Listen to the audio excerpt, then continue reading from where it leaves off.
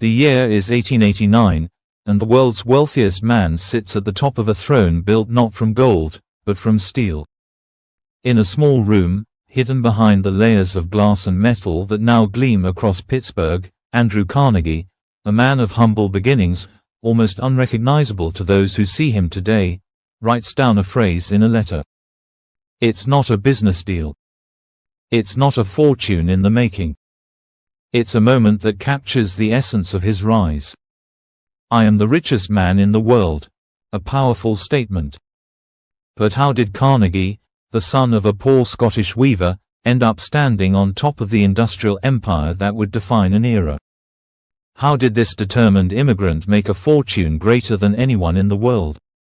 To understand Carnegie's ascent, we have to journey back to a world full of darkness, smoke, and the harsh clang of machinery, a world where power was measured not in wealth alone, but in steel, ambition, and the ruthless drive to control them both. Carnegie's story starts with a simple truth: nothing is ever as it seems. He was born in 1835 in Dunfermline, Scotland, into a working-class family. His father, a weaver by trade, earned barely enough to keep the family afloat. Life was a constant struggle, the world cold and unforgiving. When young Andrew was just 12, the family moved to Pittsburgh, hoping to escape the grinding poverty of Scotland's Industrial Revolution. The future that awaited him in America was grim. In those days, immigrants like Carnegie faced an uphill battle, their accents heavy with the weight of their past, their prospects tied to the lowest rungs of society. Andrew's first job in the New World. Working as a bobbin boy in a cotton factory for a mere $1.20 a week. It was a harsh life, long hours in a noisy factory where his hands were calloused and his dreams remained far out of reach. But Carnegie had something others didn't, a burning ambition to escape the life that seemed already decided for him. He wasn't content to remain a factory boy, even as the city of Pittsburgh grew around him, fed by the same factories and sweatshops that kept his family just barely above water. Carnegie had vision. He had a fierce, relentless drive to climb higher. And climb he did. At the age of 13, he moved on from the factory, taking a job as a messenger boy for a telegraph company. It was the first step in an unlikely journey that would lead him from a struggling immigrant to the richest man in the world. Carnegie learned quickly.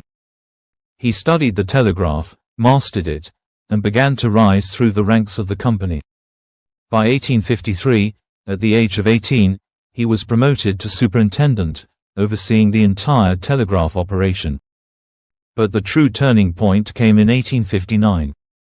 The American Civil War was just around the corner, and Carnegie had already shown a knack for seeing opportunity where others saw only danger. He took his newfound wealth and invested it in iron, an industry that was on the cusp of a revolution. Steel, however, was the true game changer. It was stronger, cheaper, and had the potential to reshape the world.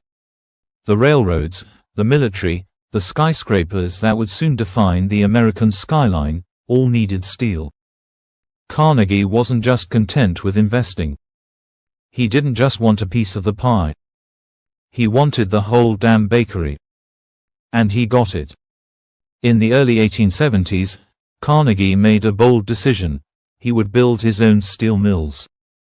These mills were not just any ordinary factories. Carnegie created them to be the most efficient, cutting-edge operations in the world. He was a master of technology and innovation, using new processes like the Bessemer converter to create steel faster, cheaper, and better than anyone else. His competitors? They didn't stand a chance. By the 1880s, Carnegie's mills produced more steel than all of Great Britain combined. His empire stretched across the country, with plants in cities like Pittsburgh, Homestead, and Braddock. He owned the railroads that delivered his steel and the coal mines that fueled his factories. In essence, he didn't just own a piece of the steel industry. He owned the entire supply chain.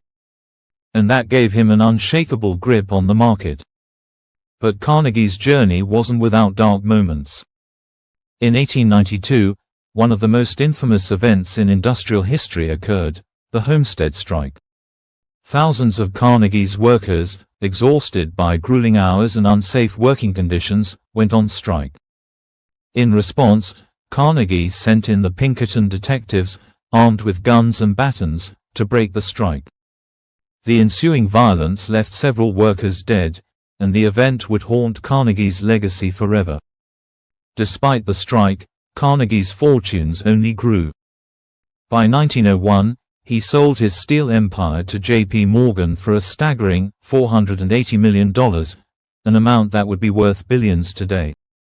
At the time of the sale, Carnegie had amassed a fortune of over $310 billion in today's money, cementing his place as the richest man the world had ever known.